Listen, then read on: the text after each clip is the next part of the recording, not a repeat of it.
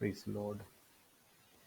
आप सबों को जय मसीह की, प्रभु यीशु मसीह के नाम की महिमा हो। एक बार फिर परमेश्वर के जीवित वचन को लेकर आपके मध्य में आने के लिए परमेश्वर ने कृपा किया, इसलिए प्रभु धन्यवाद करते हैं। मैं धन्यवाद करता हूँ परमेश्वर का, और एक छोटी सी प्रार्थना से हम ये विषय की ओर हम आगे बढ़ने जा रहे हैं, जो हमारा विषय है अधर्म का भेद। प्रभु की हम स्तुति करते हैं। हालेलुया। मिस्ट्री ऑफ इनिक्विटी, अधर्म का भेद। हमारे स्वर्गीय पिता परमेश्वर, हम आपका धन्यवाद करते हैं कि इस समय परमेश्वर आप हम पर अनुग्रह और कृपा करें कि जो वचन हम सीखने जा रहे हैं परमेश्वर, आपकी आत्मा से होकर सही रीति से सीख पाएँ, सच्चे उपदेश को परमेश्वर हम जान पाएँ। और अंधकार की शक्तियाँ, किसी प्रकार की भी शक्तियाँ परमेश्वर, अगर किसी की आत्मा और शरीर, प्राण, आत्मा और रूह को परमेश्वर बांधी है, तो यीशु मसीह के नाम से हम उसे आज़ाद करते हैं, मुक्त करते हैं पिता परमेश्वर, ताकि वो वचनों को सही रीति से सीखने पाए। प्रभु हम पर कृपा करें, प्रभु हम पर अनुग्रह करें, ताकि हम आपकी गहरे भेद को परमेश्वर, जो अधर्म का भेद है जो इन दिनों में कार्य कर रहा है परमेश्वर, उसको प्रकट करने के लिए आपकी आत्मा का भारी अभिषेक दीजिए, ताकि आपके सत्य वचन को हम सिखा पाएं। प्रभु आपके पवित्र हाथों में हर एक बातों को सौंप देते हैं, यीशु मसीह के नाम से मांगते हैं, आमीन। Praise the Lord. एक बार फिर आप सबको जय मसीह की, और जल्द आने वाले प्रभु यीशु मसीह के नाम की महिमा हो।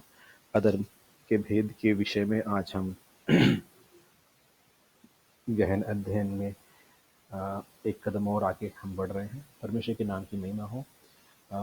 एल शदाई, जो सर्वशक्तिमान परमेश्वर है, जो आदि है, जो अंत है, जो अल्फा और ओमेगा है, उस सर्वशक्तिमान परमेश्वर के नाम की महिमा होने पाए, और उसी के नाम से मैं इस वचन को लेकर आपके सामने आता हूँ, क्योंकि ये अंधकार की शक्तियों से लड़ने के लिए हमारा परमेश्वर का नाम हमारे लिए काफ़ी है, ज़रूरी है, ताकि हम उससे उसके द्वारा हम लड़ कर जय प्राप्त कर सकें। आप सबों को एक बार फिर से प्रभु यीशु मसीह के नाम में मसीह सलाम, जय मसीह की।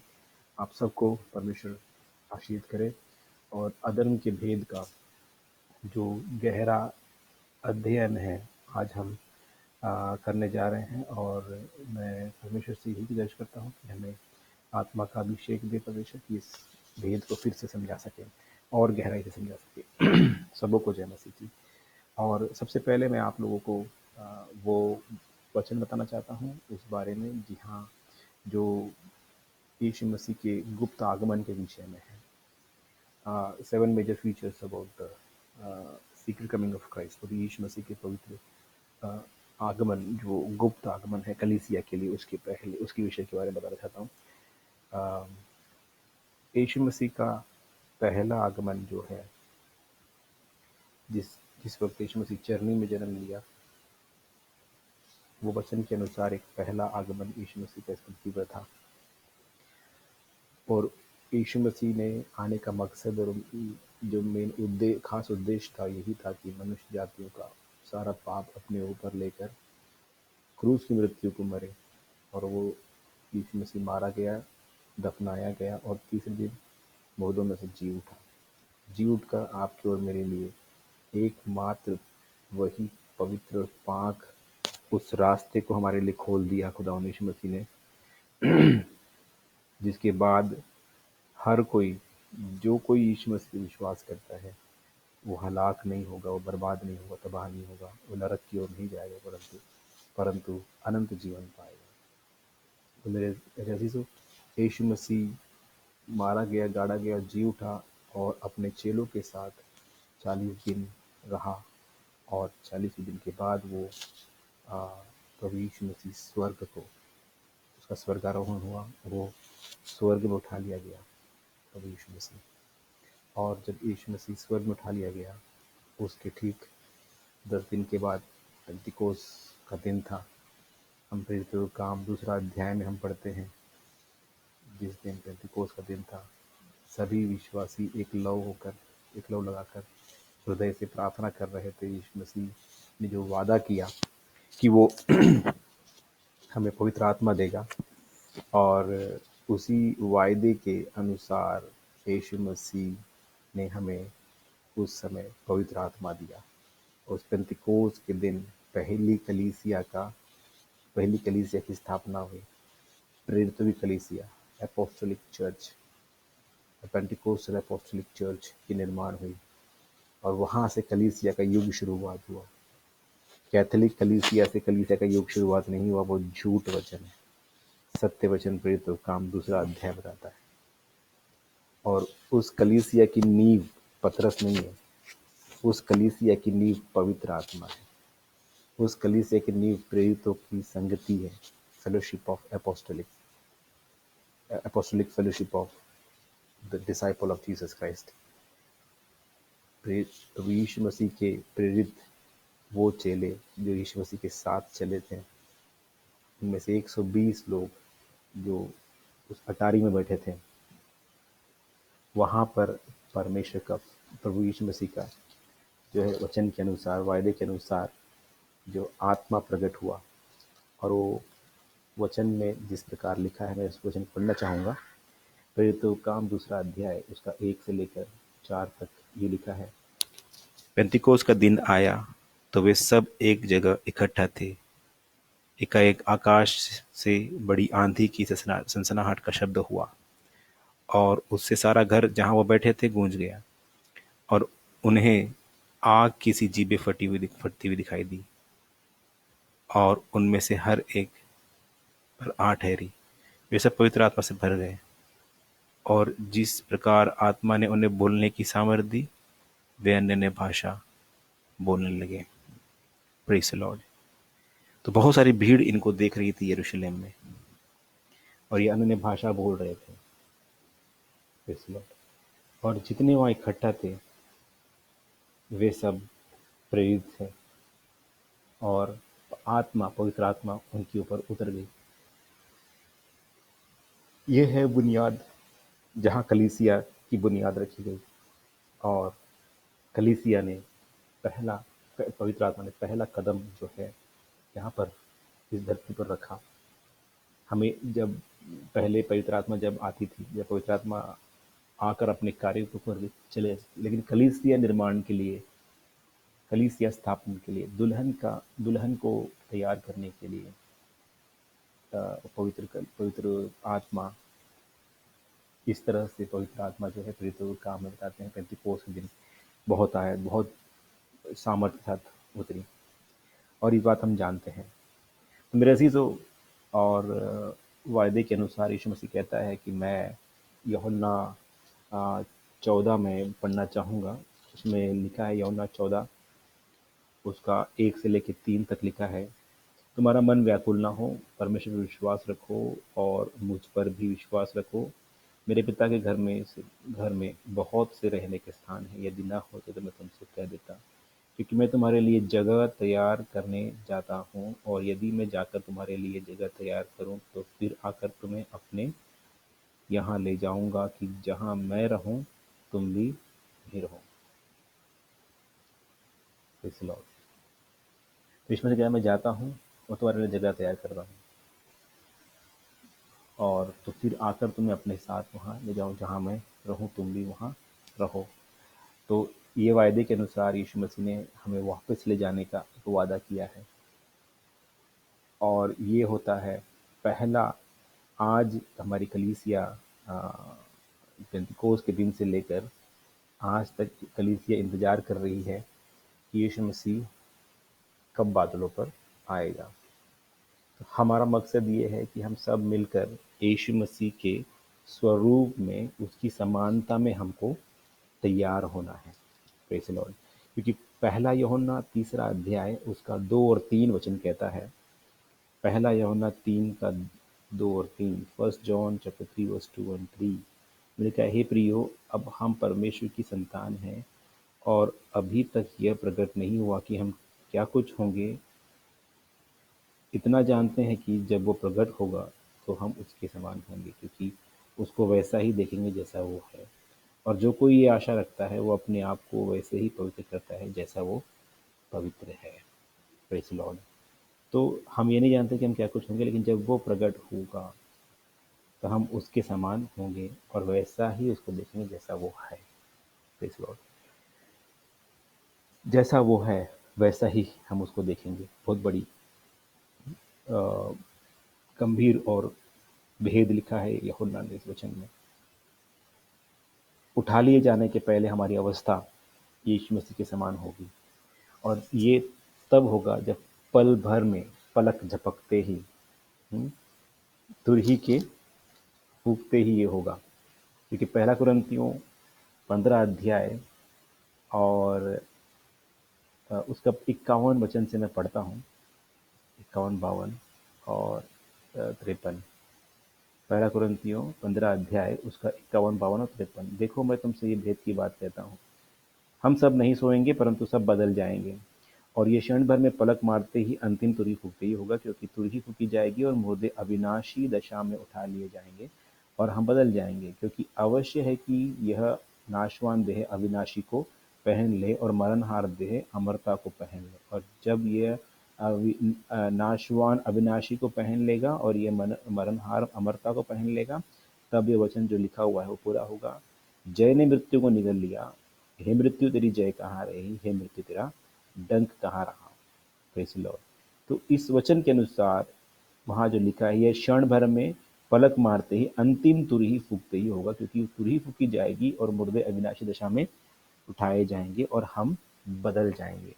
हमारे लिए ये वचन लिखा है, क्षण भर में हमें, हमारे लिए, हमारा यहाँ पे क्या होगा, जो मुर्दे हैं वो पहले जिंदा हो जाएंगे, अविनाशी नाफानी बदन उनको दिया जाएगा, और जो जिंदा है वो बदल जाएंगे। पहला जो जो काम होगा, तुरही फूकी जाएगी। Praise the Lord. जब तुरही फूकी जाएगी तो सभी जो है उठा लिए जाएंगे। पहले पहले थिस्सलुनीकियों उसका 4 अध्याय उसका 13 से मैं पढ़ता हूँ, 13 से लेकर 18 तक। 13 से लेकर 18 तक मैं पढ़ता हूँ।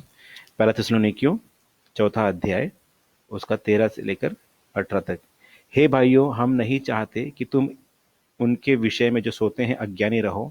ऐसा ना हो कि तुम दूसरों के समान शोक करो जिन्हें आशा नहीं। क्योंकि यदि हम विश्वास करते हैं कि यीशु मरा और जी भी उठा, तो वैसे ही परमेश्वर उन्हें भी जो यीशु में सो गए हैं उसी के साथ ले आएगा।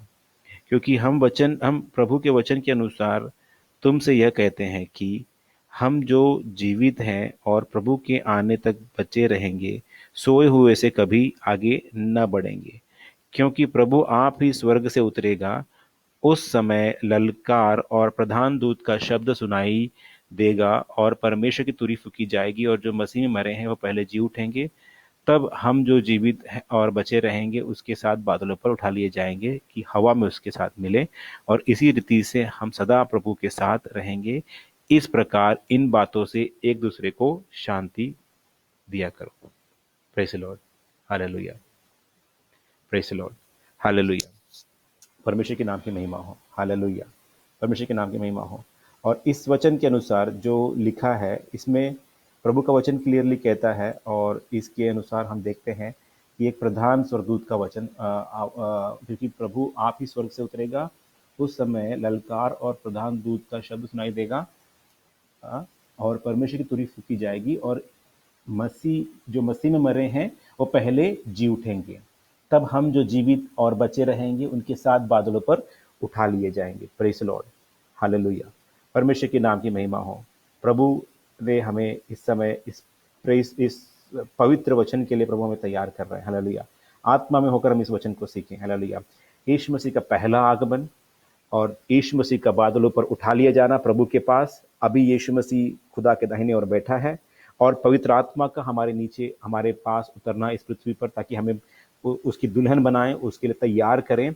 और अभी हमारा आने का, प्रभु यीशु मसीह के आने का समय निकट है। और अब हम यहाँ पे खड़े हैं मेरे अजीजों, जहाँ वचन कहता है, जहाँ हम देख रहे हैं कि जो हम देख रहे हैं पेंतिकोस के समय में, जो ये मैं कर्सर आपको बता रहा हूँ, इस एज में हम खड़े हैं, इस युग में हम खड़े हैं।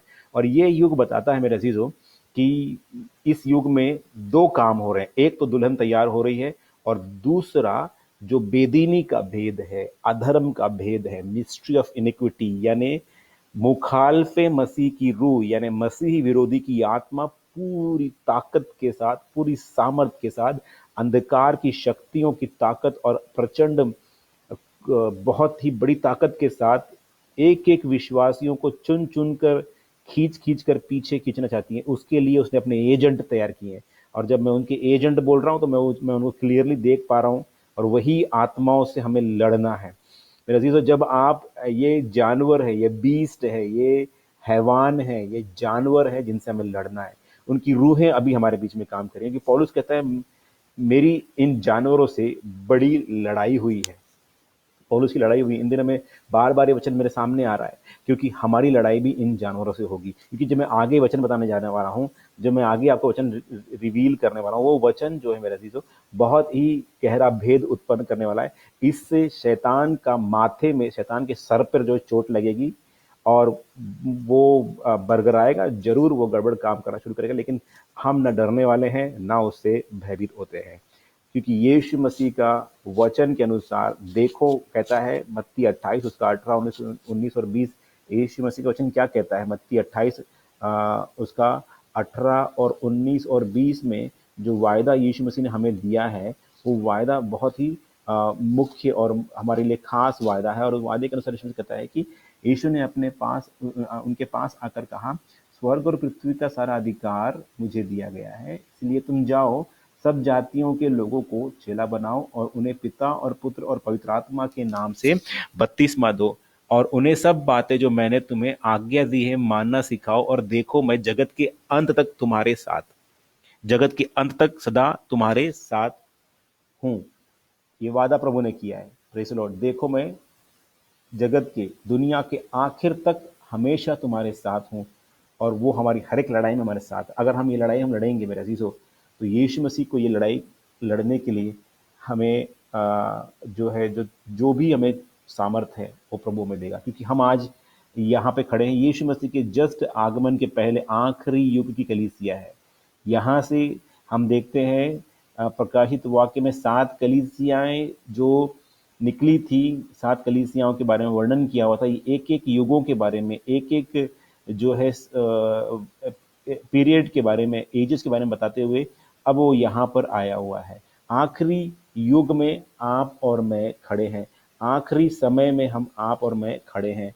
और ये समय जो है वो लौदीकिया की कलीसिया के बारे में जो बताता है। लौदीकिया कलीसिया, हम लौदी के कलीसिया हैं। क्योंकि यहाँ पर क्या हो रहा है, वहाँ पे लिखा है लौदी की कलीसिया ने, प्रकाशित वाक्य 3 अध्याय उसका 14 से लिखा हुआ पढ़ता हूँ। मुकाशिफा 3 का 14, प्रकाशित वाक्य 3 का 14 में लिखा है, लौदीकिया की कलीसिया के दूत को यह लिख, जो आमीन और विश्वास योग्य और सच्चा गवाह है और परमेश्वर की सृष्टि का मूल कारण है। और वो ये कहता है कि मैं तेरे कामों को जानता हूँ कि तू ना तो ठंडा और ना गर्म। भला होता कि तू ठंडा या गर्म होता, इसलिए कि तू गुनगुना है और ना ठंडा है ना गर्म है, मैं तुझे अपने मुंह से उगलने पर हूँ। तो कहता है कि मैं धनी हूँ और धनवान हो गया हूँ और मुझे किसी वस्तु की घटी नहीं, और यह नहीं जानता कि तू अभागा और तुच्छ और कंगाल और अंधा और नंगा है। इसीलिए मैं तुझसे तुझे सम्मति देता हूँ कि आग में ताया हुआ सोना मुझसे मोल ले कि तू धनी हो जाए, और श्वेत वस्त्र ले ले कि पहनकर तुझे अपने नंगेपन की लज्जा ना हो, और अपनी आंखों में लगाने के लिए सूरमा ले लेके तू देखने लगे। मैं जिन जिन से प्रेम करता हूँ उन सब को उलाहना और ताड़ना देता हूँ। इसलिए सरगर्म हो और मन फिरा देख, मैं द्वार पर खड़ा हूँ, खड़ा खड़ा हुआ खड़खड़ाता हूँ। और यदि कोई मेरे शब्द सुनकर द्वार खोलेगा तो मैं उसके पास भीतर आकर उसके साथ भोजन करूंगा और वो मेरे साथ। जो जय पाए मैं उसे अपने साथ सिंहासन पर पर बैठाऊंगा, और जैसे मैं भी जय पाकर अपने पिता के साथ सिंहासन में बैठ गया। जिसके कान हो ये सुन ले कि आत्मा कलीसिया से क्या कहती है। वहां यीशु मसीह क्लियरली कहता है, लौदीकिया कलीसिया को यीशु मसीह सिर्फ कहा, सिर्फ यही एक कलीसिया जिसको परमेश्वर ने वचन में लिखा है, यही एक कलीसिया है, सातवीं कलीसिया, जिसके बारे में यहाँ पे क्लियरली कहता है कि देख मैं द्वार पर खड़ा हुआ खटखटाता हूँ, और यदि मेरा शब्द सुनकर कोई द्वार खोलेगा तो मैं उसके पास भीतर आऊंगा। दरवाजे पे खड़ा है, यानी यीशु मसीह बस यहाँ पे खड़ा है, इस कॉर्नर पे, इस समय खड़ा है जहाँ पे लौदी के कलीसिया, हम जो है आखिरी कलीसिया, लौदी के कलीसिया, जो ना ठंडे हैं ना गर्म है, हम गुनगुने हैं। आप देख रहे हो कि जो विश्वास लोगों के अंदर में घटता हुआ दिखाई दे रहेगा। लोगों के अंदर में धन, पैसा, पैसे और पैसों की लालच के पीछे लोग भाग रहे हैं।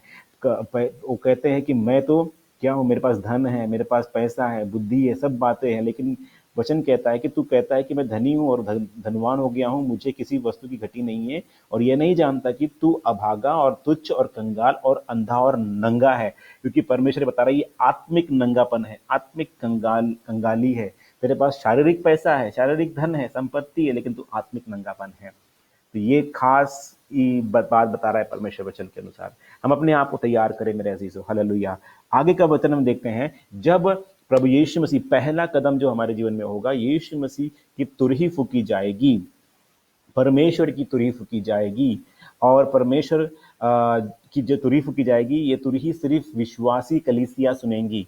दुल्हन ये वचन तुरही को सुनी जाएगी, और बड़ी सी तुरही नहीं होगी, लेकिन वो एक तुरही का आवाज होगा जिसे सिर्फ और सिर्फ विश्वासी लोग और संत लोग, दुल्हन कलीसिया इसे सुनेगी। और दुल्हन कलीसिया को यीशु मसीह सुनते ही हम क्या हो जाएंगे, जो जिंदा है वो बदल जाएंगे, जो मुर्दा है वो अविनाशी या नाफानी जिस्म को हासिल करेंगे, और उसी के साथ यीशु मसीह साथ में बादलों पर जो है निकल जाएंगे। हमारा स्वर्गारोहण होगा, हम लोग, हमारा रैप्चर होगा, हम उठा लिए जाएंगे। और उसी समय एक वहाँ पे हमारे लिए एक न्याय का सिंहासन लगाया जाएगा, और जो हमने हमारे काम किए हैं इस दुनिया में उसके अनुसार हमारे लिए अजर दिया जाएगा। और जब हम उठा लिए जाएंगे, ऊपर हम लोग बादलों पर होंगे, और जब वहाँ पे मेमने का विवाह होगा, बर्रे की ज़ियाफ़त होगी, मेमने का में महाभोज होगा, मेमने का भोज होगा, वहाँ विवाह का होगा, भोज होगा, वहाँ पे जो है अजर दिया जाएगा, ताज दिया जाएगा। खुदा वहाँ पे हम परमेश्वर के नाम की स्तुति करेंगे, महिमा करेंगे, हम और मसीह, यीशु मसीह, हम एक हो जाएंगे। Praise the Lord. फिर उसके बाद दिखाता है कि उसके बाद पहली बात है रैप्चर है, दूसरा है वो जजमेंट सीट, जहाँ हमारे कामों का जो है फल दिया जाएगा, और तीसरा है जब उस समय वो होता रहेगा तो जमीन पर 7 साल का महाक्लेश, 7 साल की बड़ी मुसीबतें यहाँ पे चलेगी, यहाँ पे आएगी। और यहाँ पर पाक रूह नहीं होगा मेरे अजीजों, पाक रूह हमारे साथ ही, दुल्हन के साथ पाक रूह भी यहाँ से निकल जाएंगी, पवित्र आत्मा ऐसे निकल जाएगी। और यहाँ पे होगा मसीही विरोधी का राज्य, उखाल पे मसीह की जो बादशाही होगी, 7 साल, 3.5 साल पहले और 3.5 साल के बाद, 2 भाग इसमें किए जाएंगे। और उसके बाद में होगा यीशु मसीह का आना। और जब यीशु मसीह आएगा और वहाँ पे एक बड़ी लड़ाई होगी, जंग होगी, शैतान को हराया जाएगा, और उसको जो है अधोलोक में पूरी तरह से उसका जो शैतान जो बाप है, और बेटा जो झूठा नबी, बेटा जो मसीह विरोधी है, और रूह जो झूठा नबी है, इन सबों को, बदरूहों को, दुष्टात्माओं को, झूठे नबी को, सबको क्या किया जाएगा, अधोलोक में, पाताल में जो है 1000 साल के लिए बांध दिया जाएगा। और हम यहाँ जो है 1000 साल कलीसिया मिलकर यहाँ पर जो है 1000 साल में बादशाही करेंगे मसीह के साथ, 1000 साल की। फिर उसके बाद में वो जो है 1000 ईयर, 1000 साल के बाद में एक श्वेत सिंहासन लगाया जाएगा। उसके बाद सबका न्याय होगा, और उसके बाद आग की झील होगी। क्या होगी? आग की झील।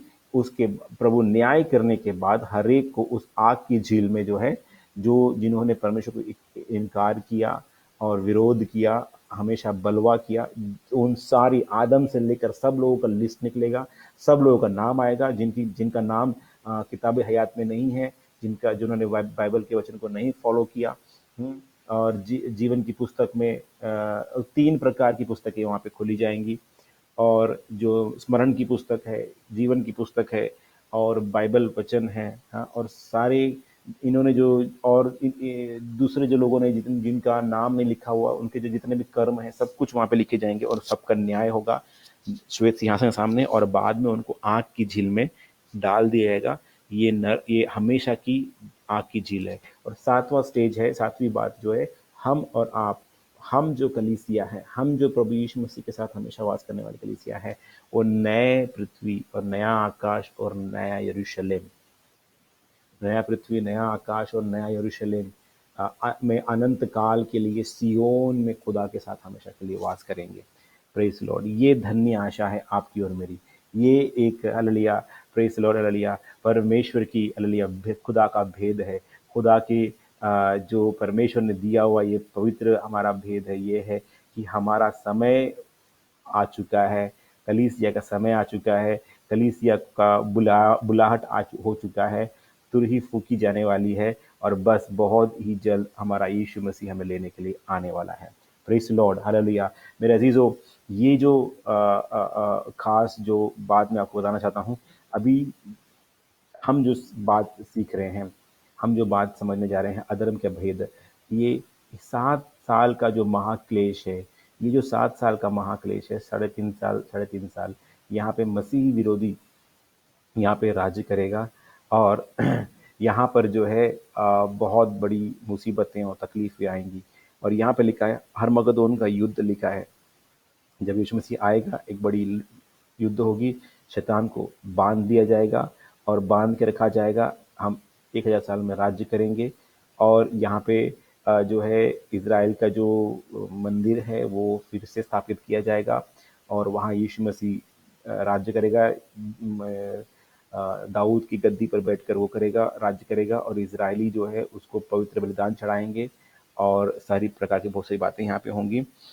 और एक जो the great white throne, judgement of unsaved death and Satan, यहाँ पे एक न्याय का सिंहासन लगाया जाएगा, और इन सबों का जो जिनका नजात नहीं हुआ, उद्धार नहीं हुआ, सब मरो और जिंदों का, शैतान का, सबका इंसाफ होगा, और सबको आग की झील में डाल दिया जाएगा। Praise the Lord. तो मेरे अजीजों, अब ये पूरा हिस्सा अब तक हुआ नहीं है, लेकिन ये पूरी भविष्यवाणी का वचन है, नबूवतें हैं जो बहुत जल्द होने वाली है। हमारा इंतजार इन इस 7 साल का महाक्लेश का नहीं है, हमारा इंतजार मसीह के बादलों पर जाहिर होने का है, जो हमें ले जाने के लिए आने वाला है।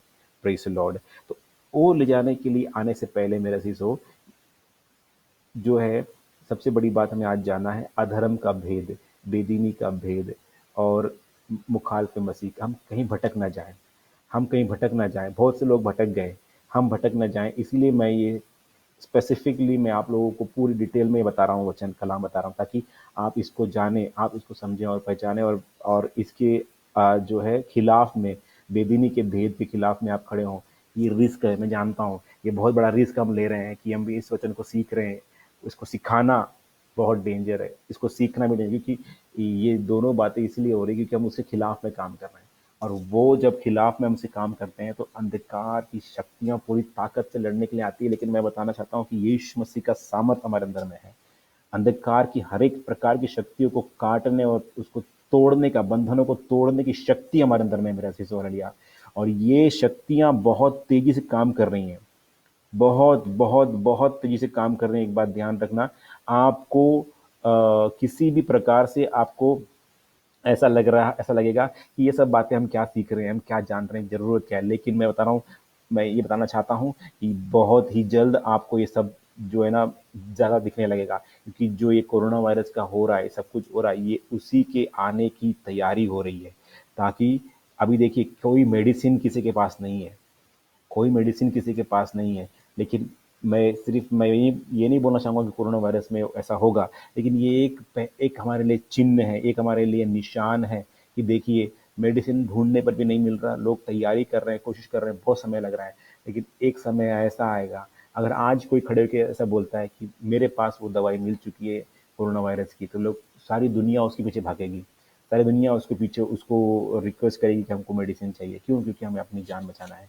तो ऐसा ही इसी समय, ऐसे ही वक्त में एक ऐसा दज्जाल खड़ा होने वाला है, ऐसा शैतान हैवान खड़ा होने वाला है, और वो इसी प्रकार से काम करेगा। लोग आने वाले दिनों में, लोगों के पास फाइनेंशियल सॉल्यूशंस नहीं है, इतना बड़ा क्राइसिस चल रहा है, किसी के पास सॉल्यूशन नहीं है। कितने समय से हम जो है फाइनेंशियल क्राइसिस, वर्ल्ड क्राइसिस चल रहा है, वर्ल्ड में क्राइसिस चल रहा है, तेल, कच्चे तेल में क्राइसिस चल रहा है, लोग, कोल्ड वॉर चल रहा है, ट्रेड वॉर चल रहा है, व्यापार में बड़ी जंग चल रही, लड़ाई चल रही है। लोग और कंट्रियां जो है अपनी आपस में सर्वाइवल होने के लिए भी मुसीबतें और तकलीफें चल रही हैं। लोग जो है इतने समय से जो ड्रॉप डाउन हो रहा है फाइनेंशियल क्राइसिस में, वो वापस रिस्टोर नहीं हो पा रहा है, वापस खड़ा नहीं हो पा रहा है। इतनी बुरी तरीके से जो है परेशानियां लोगों के अंदर में आक्रोश धीरे धीरे निर्माण हो रहा है, क्रोध निर्माण हो रहा है। ये सब चीजें जो है ना आने वाले समय में एक विश्व युद्ध,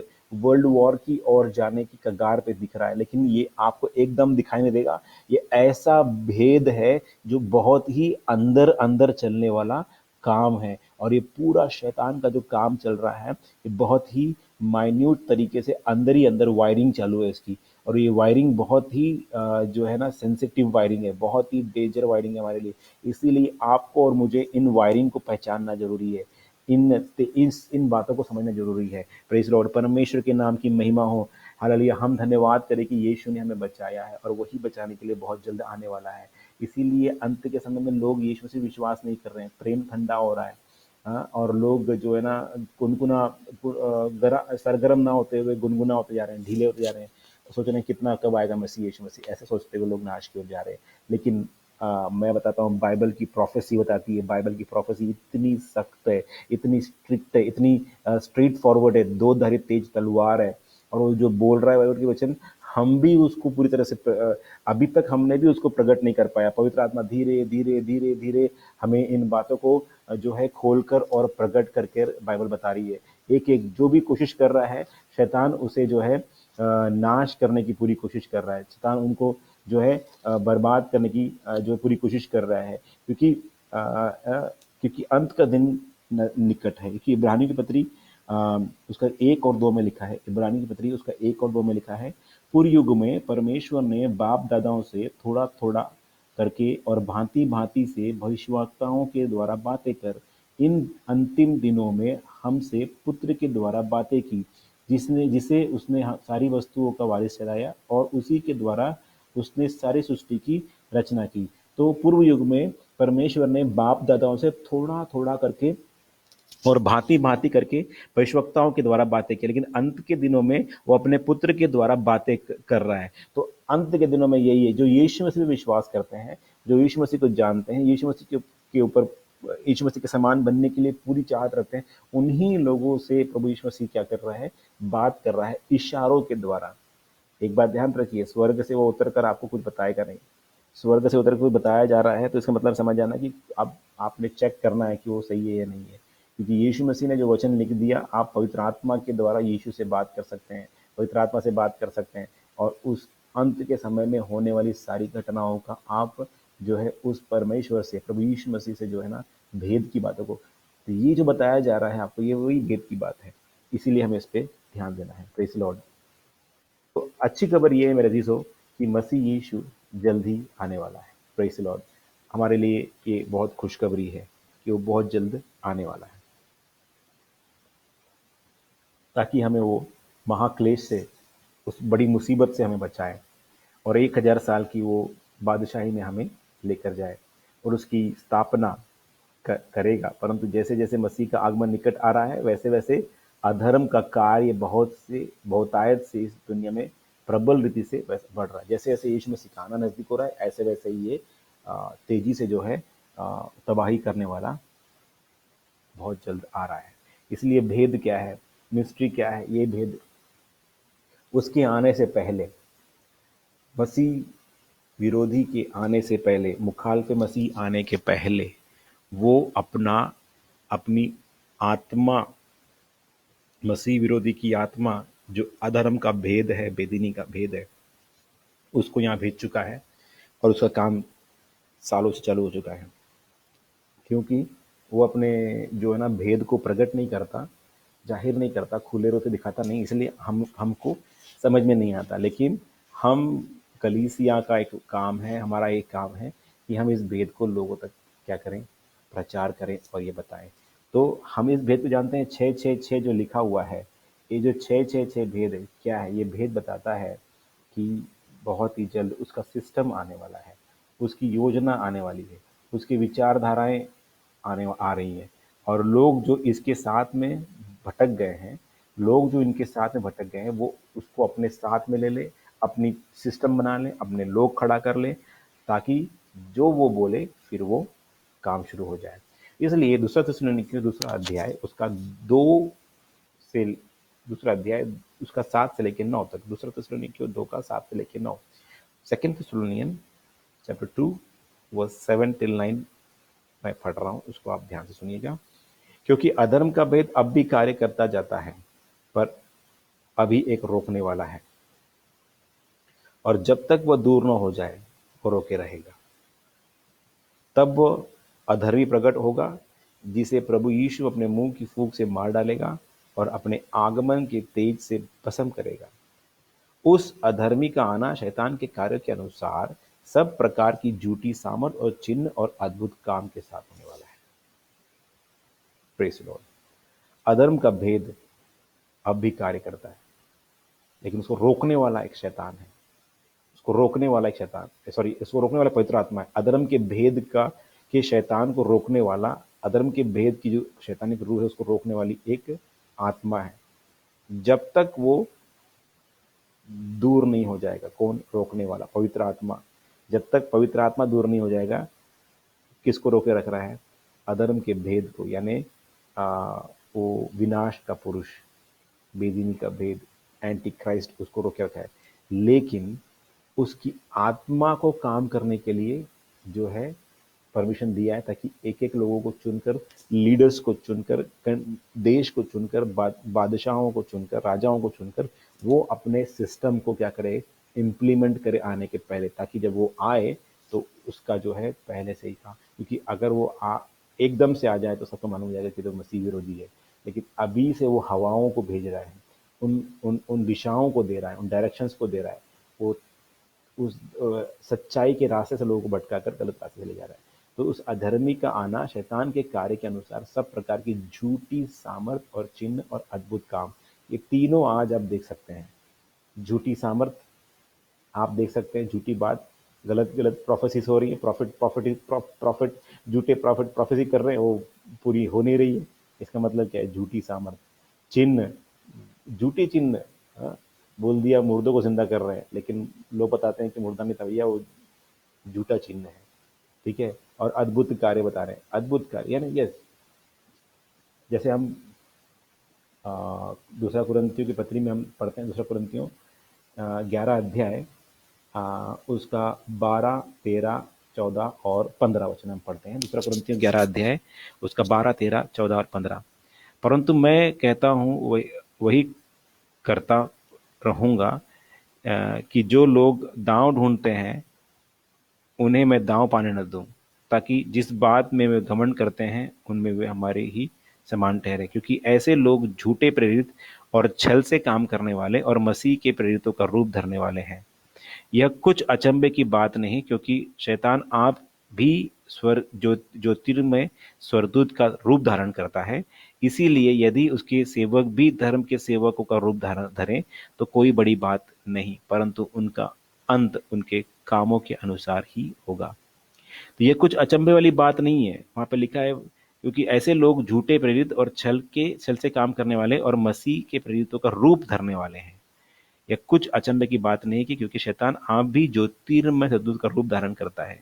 इसलिए यदि उसके सेवक भी धर्म के सेवकों का रूप धरें तो कोई भी बड़ी बात नहीं, परंतु उनका अंत उनके कामों के अनुसार होगा। तो वो आने से पहले वो अपने सेवकों को भेज रहा है, अपने एजेंट को भेज रहा है, अपनी आत्मा को भेज रहा है, अपने सिस्टम को भेज रहा है, अपने कामों को, काम करने के तरीके को भेज रहा है, ताकि उस तरीके के अनुसार। अभी आप देखते हैं पूरा वर्ल्ड डिजिटल हो गया है, क्योंकि हम सब लोग घर में पड़े हैं, घर से बाहर नहीं जा सकते। तो जो भी काम हो रहा है वो ऑनलाइन हो रहा है, इसलिए इंटरनेट स्लो हो रहा है। लेकिन धीरे धीरे वो इंटरनेट का भी जो है पावर बढ़ाया जा रहा है, सिस्टम बढ़ाया जा रहा है, ताकि हम सब लोग का, तो हम लोग सब लोग कहाँ पे आ रहे हैं? एक एक पाइपलाइन में हम लोग आ रहे हैं, इंटरनेट नेटवर्किंग पाइपलाइन या डिजिटल पाइपलाइन। जैसे इंडिया में भी अनाउंसमेंट हो रहा है डिजिटल वर्ल्ड, सब लोग कर रहे हैं, डिजिटल डिजिटल हो रहे हैं। ठीक है, अच्छी बात है, ईजी होगा लाइफ। लेकिन इसके पीछे का जो जड़ है, इसका रूट है, वो एक बहुत डेंजर रूट है। और वो रूट कहाँ पहुंच रहा है? वो रूट बेदीनी का भेद और अधर्म का भेद में पहुंच रहा है, एंटी क्राइस्ट के पीछे पहुंच रहा है, जो इस संसार को पूरा रूल करने वाला है, पूरा कंट्रोल करने वाला है, पूरा वन सिस्टम होने वाला है, एक जगह एक्यूमुलेट होने वाला है, सेंट्रलाइज होने वाला है, वो एक जगह से कंट्रोल करेगा। Robotic engineering, electronic systems, digital world, information technology, ये सब वन वर्ल्ड की ओर जा रहे हैं, वन रिलीजन की ओर जा रहे हैं, वन करेंसी की ओर जा रहे हैं, वन सिस्टम की ओर जा रहे हैं। ताकि एक बंदा आएगा और वो एक बंदा रूल करेगा। इसलिए यूएन को भेजा गया। अभी यूनाइटेड नेशंस का स्ट्रेंथ बढ़ रहा है, यूरोपियन यूनियन हो रहा है, अभी सभी तरफ से एक एक जो कॉन्टिनेंट्स है ना यूनाइटेड हो, एक एकता में एकता की ओर बढ़ रहे हैं। महायुद्ध होगा, उसके बाद में सोल्यूशन नहीं मिलेगा, लोग एक होना पड़ेगा। कई भविष्यवाणी ऐसी बातें हैं। तो जो इसको शैतान को दुनिया पे शासन करने के लिए उसको अपनी साजिश की शुरुआत करनी थी। और शुरुआत कहाँ से हुई? यशायाह 14 अध्याय उसका 12 से लेकर 15 तक हम पढ़ेंगे। एक साजिश है, तो उसकी साजिश को हम लोग पहले से देखेंगे और आज उसकी साजिश क्या है उसको समझेंगे। यशायाह 14 उसका 12 से लेकर 15 तक। हे भोर के चमकने वाले तारे, तू क्यों कर आकाश से गिर पड़ा है? तू जो जाति जाति को हरा देता था, तू अब कैसे काट कर भूमि पर गिराया गया है। तू मन में कहता तो था कि मैं स्वर्ग पर चढ़ूंगा और अपने सिंहासन को ईश्वर के तारागण से अधिक ऊंचा करूंगा और उत्तर दिशा की छोर पर सभा के पर्वत पर विराजूंगा। मैं मेघों से भी ऊंचे स्थानों के ऊपर चढ़ूंगा। मैं परम प्रधान के तुल्य हो जाऊंगा, परंतु तू अधोलोक में उस गड्ढे की तह तक उतारा जाएगा। यहाँ पे उसकी सोच को दिखा रहा है। वो अपने सिंहासन को ईश्वर के तारागण से भी अधिक ऊंचा करना चाहता है। वो पर्वत पर बैठना चाहता है जो उत्तरी छोर पे है। यानी इसका मतलब दिखाता है कि स्वर्ग सियोन, जहाँ सियोन परमेश्वर विराजमान है। मैं मेघों से भी ऊंचे ऊंचे स्थानों पर चढ़ूंगा, मैं परम प्रधान के तुल्य हो जाऊंगा। तो यही बात तो उसने अदन की वाटिका में हम आते हैं, वहां पे ही उसने ये बात बोला, तुम इस फल को खाओगे। पैदाइश उत्पत्ति 3:5, पैदाइश 3:5 में कहता है, वन परमेश्वर आप जानता है कि जिस दिन तुम इस फल को खाओगे उस दिन तुम्हारी आंखें खुल जाएगी और तुम भले बुरे का ज्ञान पाकर परमेश्वर के तुल्य हो जाओगे। खुद ने भी वैसे ही सोचा है और उसी प्रकार से सबको सोचने के लिए मजबूर कर रहा है वो लोग। आज भी वही रूह जो है काम कर रही है और वो यही चाहता है कि मैं इस संसार पे क्या करूं, पूरी तरह से रूल करूं और सबको मैं। आज भी उसकी आत्मा है, रूह है, लेकिन रूलिंग पूरा उसको मिला नहीं है। तो रूलिंग अपना पूरा लेने के लिए अपना सिस्टम वो तैयार कर रहा है। और हम देखते हैं बाबेल का घुमट, जो बाबेल का घुमट है, इसकी जो बुनियाद है, निम्रोद और सिरामिस ने मिलकर बाबुल की घुमट की शुरुआत की। वही चाहते थे कि हम परमेश्वर के पास पहुंच जाए। फिर उन्होंने कहा, आओ हम एक नगर और एक गुम्मट बना लें जिसकी चोटी आकाश से बातें करे और इस प्रकार से हम अपना नाम करें और ऐसा ना हो कि हमको सारी पृथ्वी पर फैलना पड़े। तो वो चाहते थे कि वो फैले नहीं, वो ये चाहते थे कि वो क्या करें, परमेश्वर की महिमा लें और आराधना करवाएं लोगों से। तो बाबुल की गुम्मट जो बना, एक बहुत बड़ा भेद हुआ। जब हम देखते हैं कि अदन की वाटिका में हव्वा की गलती की वजह से, आदम और हव्वा गलती की वजह से दोनों को बाहर निकाला गया। काफी समय तक उसने इंतजार किया, आखिर में उसने फिर निम्रोद और सिरामिस के द्वारा बाबुल का घुम्मट बनाया, खड़ा किया, लोगों को जो है इकट्ठा किया, लेकर आया, सब लोग इकट्ठा हो गए वहां पे। फिर वहां से जो है परमेश्वर ने देखा कि ये लोग बढ़ते ही जा रहे हैं, तो परमेश्वर ने बाबिल का वो घुम्मट क्या कर दिया, गिरा दिया। जैसे ही वो गिर गया तो लोग फैल गए, लोग भटक गए। और जब लोग वहां से भटके तो किस तरह गए, अलग अलग भाषाओं में गए। तो लोग अलग अलग भाषाओं में जाते समय शैतान ने उनके अंदर में अलग अलग धर्म का भी जो है निर्माण कर दिया। अलग अलग धर्म वहां से निकल गए। तो बाबुल जो है, बेबीलोन जो है, बाबुल जो है, ये सारे धर्मों की निर्माण होने का एक केंद्र स्थान है, सेंटर पॉइंट है, जहां से ये सारी जो गड़बड़ियां आज जो फैल चुकी है, सब जगह फैल चुकी, अलग अलग धर्म, अलग अलग जातियां, लोग बन गए, बट गए, फैल गए। और इन धर्मों ने लोगों को जो है बांध के रखा है, ताकि ये सर्वशक्तिमान परमेश्वर को, जो उनका सृष्टि करता है, जो उनका जीवित परमेश्वर है, उसको न जानने पाए, न पहचानने पाए। ये उसका भेद है, ये उसका बड़ा सीक्रेट है। तो मेरे अजीजों, हम इस बात को समझें, हम इस बात को जानें कि जब वो इतनी सिस्टमैटिक तरीके से वो हमारे बीच में कार्य कर रहा है, तो हम उसके भेद को जानकर उसे काट कर अलग करना है। Praise the Lord. तो फिर तीसरी बात हम अगली बात देखते हैं कि नबूकदनेस्सर भी इसी प्रकार से मांग कर रहा था, जैसे शैतान ने मांग किया। वो कर रहा है, क्या कहता है दानियल उसका 3 अध्याय उसका 7 वचन कहता है, दानियल 3 का 7 कहता है, इस कारण उस समय जो ही सब जाति के लोगों को नरसिंगे, बांसुरी, वीणा, सारंगी, सितार, शहनाई आदि सब प्रकार के बाजों का शब्द सुन पड़ा, त्यों ही देश देश और जाति जाति के लोग और भिन्न भिन्न भाषा बोलने वाले ने गिरकर उस सोने की मूरत को जो नबूकदनेस्सर राजा ने खड़ी कराई थी दंडवत की। मूर्ति बीच में खड़ा है, नबूकदनेस्सर की मूर्ति बीच में खड़ी है, चारों तरफ से अलग अलग जबान बोलने वाले, भिन्न भिन्न भाषा बोलने वाले, अलग अलग मुल्क और देश के लोग दूर दूर से हैं, थोड़े बहुत नहीं है, बहुत दूर फैले हुए हैं। सारे लोग क्या कर रहे हैं, एक ही मूर्ति के सामने एक डायरेक्शन में एक तरीके से वो लोग क्या कर रहे हैं, झुक कर सजदा कर रहे हैं। समझ में आ रहा है मैं आप लोगों को क्या बोल रहा हूँ? इशारा काफी है आप लोगों के लिए। नबूकदनेस्सर के सामने झुक रहे हैं। क्या चाह रहा नबूकदनेस्सर? सब मेरी मुझे क्या करो, सजदा करो, झुको, घुटना टेको। लेकिन वहां देखते हैं हम चित्र में शद्रक, मेशक, अबेदनेगो और दानियल नबूकदनेस्सर की बनाई हुई मूर्ति के सामने घुटना नहीं टेके। उनको आग में डाल दिया गया और बड़ी मुश्किलों का सामना उनको करना पड़ा।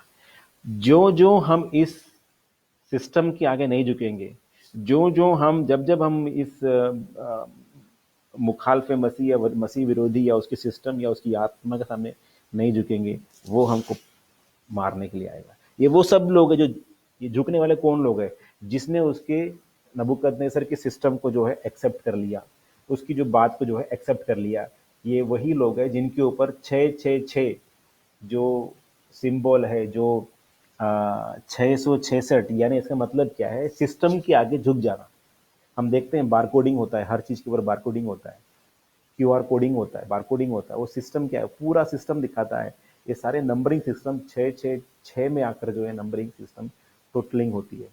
तो ये इसका एक आत्मिक भेद ये है कि सारा नंबरिंग सिस्टम से लोगों को पहचाना जाएगा। तो अभी हम देख रहे हैं कि आगे हम देखेंगे चिप वाला सिस्टम आ रहा है और लोगों के हाथ में, उनके माथे के ऊपर, उनके बदन में, शरीर में एक चिप डाला जा रहा है, जिससे जो है हर एक आदमी को पहचाना जाएगा।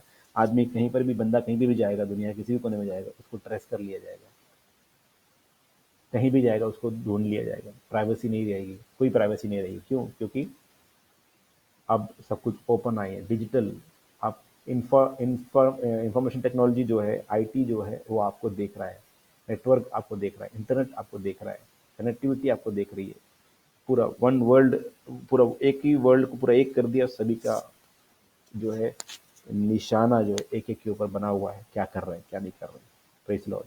तो इसी प्रकार शैतान ने भी यीशु मसीह से कहा, मत्ती 4:9 में देखते हैं, मसीह को हराने के लिए शैतान का एक फंदा क्या था, और वो ये कहता है कि उससे कहा कि यदि तू गिरकर मुझे प्रणाम करे, यानी मेरे सिस्टम को मान ले, मुझे जो है मेरे सिस्टम को ग्रहण कर ले, सजदा करे, तो मैं सब कुछ तुझे दे दूंगा। लेकिन यीशु मसीह ने नहीं किया। और जब यीशु मसीह ने नहीं किया तो उसने कितना यीशु मसीह सताया। जब हम उसकी सिस्टम को एक्सेप्ट नहीं करेंगे मेरे जी, तो वो हमको सताएगा। लेकिन एक बात ध्यान रखना, अगर आज आपने उसका सिस्टम एक्सेप्ट कर लिया, तो आपको वो नरक की आग में लेके जाएगा, बर्बादी की ओर ले जाएगा, तबाही की ओर ले जाएगा। लेकिन आपने विश्वास करके, यीशु मसीह पे विश्वास करके आपने आ, आप खड़े हैं, तो बचाने वाला यीशु मसीह आपके साथ खड़ा है, उद्धार करता यीशु मसीह आपके साथ खड़ा है। Praise the Lord. तो आ, ये ये सारा सिस्टम जो मैंने आपको बताया अभी, हमने सब कुछ देखा। एक बार हम फिर से उसको रिपीट कर लेंगे, देख लेंगे। यशिया से उसने देखा। और यहाँ पे बताना चाहता हूँ, एक बात मैं और क्लियर करना चाहता हूँ, लूसीफर जो है वो शैतान नहीं है। शैतान की सृष्टि की गई है, परमेश्वर ने उसको बनाया है। परमेश्वर ने इसलिए बनाया है ताकि इस संसार में जो भी मनुष्य पैदा हो, जिसको परमेश्वर ने आदम से जो भी मनुष्य पैदा हो, वो परमेश्वर के स्वरूप में स्वयं जो है तैयार होना है उसे। ये नहीं कि परमेश्वर ऐसा नहीं था कि परमेश्वर ने रोबोट बना दिया, या कोई मशीन बना दिया, इंजीनियरिंग मशीन बना दिया, रोबोटिक मशीन बना दिया और छोड़ दिया। नहीं, परमेश्वर ने ऐसा नहीं किया। परमेश्वर ने ऐसा मनुष्य तैयार किया ताकि वो उसके पास एक आज़ाद मर्जी हो, उसके पास अच्छे और बुरे दोनों को चुनने का एक नो एक पर्याय हो, ऑप्शन हो। अगर वरना बुरा नहीं होता तो क्या होता? वो यही यही कहता शैतान, यही बात चलती कि यार हमारे पास कोई ऑप्शन नहीं था, परमेश्वर के पीछे चलना है, दूसरा कोई ऑप्शन नहीं है। तो आज कईयों को प्रभु का वचन मिलता है, लेकिन उसमें से कई लोग जो है एक्सेप्ट नहीं करते, रिजेक्ट कर देते हैं। 100 में से एक आधी आदमी बंदा होगा, 1000 में से एक आधी होगा जो उसको एक्सेप्ट करता है, बाकी सब रिजेक्ट कर देते हैं। तो कहाँ जाते हैं वो इसके पीछे जा रहे हैं, बेदीन के पीछे जा रहे हैं, अधर्म के पीछे जा रहे हैं, सरस्वती मान परमेश्वर को छोड़कर मूर्तियों के पीछे, जानवरों के पीछे, आसमान और मिट्टी, हवा, पानी के पीछे जा रहे हैं। वो नाश की ओर जाने वाले हैं, क्योंकि उन्होंने सर्वशक्तिमान परमेश्वर को रिजेक्ट कर दिया है, सृष्टिकर्ता परमेश्वर को रिजेक्ट कर दिया है। तो वो उस शैतान ने लूसीफर को बरगलाया, और लूसीफर के अंदर ये सोच कहाँ से आई? ये जो सोच आ रही, लोग कहते हैं कि वो परमेश्वर ने नहीं बनाया, उसके अंदर अपने आप घमंड आ गया। अपने आप घमंड कभी नहीं आ सकता, परमेश्वर ने घमंड बनाया नहीं था उस उसकी सृष्टि अंधकार की सृष्टि की गई ताकि वो आकर लूसीफर को इन्फ्लुएंस करे, प्रेरित करे, और लूसीफर के द्वारा उसकी पूरी सेना उसके अंडर में आ गई। तब उसको पूरी शक्ति मिली, सामर्थ्य मिली, और उसने फिर आकर आदम को नाश किया, आदम को बर्बाद किया, आदम को पाप में गिराया। आदम पाप में गिरने के बाद में मनुष्य परमेश्वर ने व्यवस्था दी, मूसा के द्वारा बात किया, सब कुछ किया, नबियों को भेजा, लेकिन कोई मन नहीं फिराया। तब आखिरी में परमेश्वर ने एक ही चुनाव था, एक ही बचाव के लिए एक ही रास्ता था, वो है यीशु मसीह। तो यीशु मसीह को भेजा हमारे लिए। पुनरुत्थान होने के बाद में, मृतकों में जी उठने के बाद में एक पवित्र रास्ता हमारे लिए प्रभु ने, परमेश्वर ने खोल के दिया। वो रास्ते से हमें चलते हुए हमें स्वर्ग सियोन पहुंचना है, लेकिन एक कठिन रास्ता है, दुखी का रास्ता है। यीशु मसीह के पीछे चलना आसान बात नहीं, स्वर्ग पहुंचना आसान बात नहीं। इन शक्तियों से आपको लड़ते हुए जय पाना पड़ेगा, और इसके लिए आपके भीतरी मनुष्य को इतना मजबूत करना है, इतना मजबूत करना है कि वो किसी भी रीति से कमजोर ना हो, तो लड़ते हुए जय प्राप्त करके आगे बढ़े। Praise Lord. अदन की वाटिका में वो गड़बड़ किया, बाबुल में वो बाबुल के गुम्मट में उसने गड़बड़ी किया, नबूकदनेस्सर के समय उसने चाल चली, यीशु मसीह के साथ उसने जो है अपना फंदा डालने की कोशिश किया, लेकिन जयवंत नहीं हुआ। तो इसी प्रकार से आज भी जो है कई ऐसे सिस्टम्स हमारे बीच में चल रहे हैं जिन्होंने हमें इन्फ्लुएंस करने का फैसला किया है, जिन्होंने, शैतान ने जो है ना ऐसे कामों को हमारे, जैसे कि इल्यूमिनाती एक ऐसा सिस्टम है, क्योंकि इल्यूमिनाती एक ऐसा सिस्टम है जहाँ पे जो ये एडम इस विस्पर्ट है, वो 1776 में इसने इल्यूमिनाती की संस्था की जो है ना इल्यूमिनाती के संस्थापक है वो, इल्यूमिनाती का संस्थापक है, वो फाउंडर ऑफ इल्यूमिनाटी है, और ये जर्मन फिलोसोफर है, जर्मनी में पैदा हुआ था। और उसका विश्वास ये है कि शैतान की तंत्रिक तंत्रिक साधना और उसकी तंत्रिक विद्या के द्वारा उसके साथ में संपर्क साधे और नई विश्व व्यवस्था को, new new age world order को बना करके सरकारों, धर्मों और गुप्त समाजों में घुसपैठ करके उनको एक वन सिस्टम में लेकर आकर उनके साथ में जो है जोड़ने के लिए उसने बड़ी, तो इसने बहुत बुद्धिमानी लोगों को, ज्ञानी लोगों को, धनवानों को अपने साथ में इसने जोड़ लिया था। तो इसका मकसद ये था कि राजशाही की समाप्ति हो, निजी संपत्ति की समाप्ति हो, वंशानुकूल क्रम जो है उसकी समाप्ति हो, देशभक्ति की समाप्ति हो, परिवार समाप्ति हो और धर्म समाप्ति हो, और ये सब कुछ समाप्त होकर one world, one religion, one system वो लेकर आने का कोशिश किया था उसने। आज भी उसके जो अनुयायी अनुयायी है यूरोप में हर जगह काम करते हैं। इसीलिए आप देखते हैं यूरोप में जो है बहुत तरीके से बहुत बड़ी बड़ी कलीसियाँ यूरोप, जर्मनी से स्टार्ट हुई।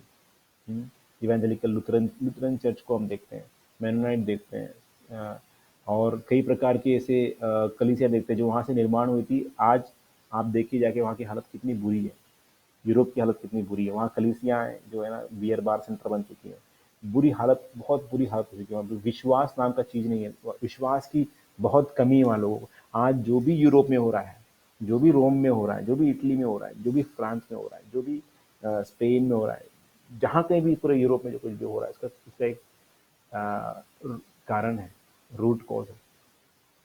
इस प्रकार से इन्होंने विश्वासियों को मारा है।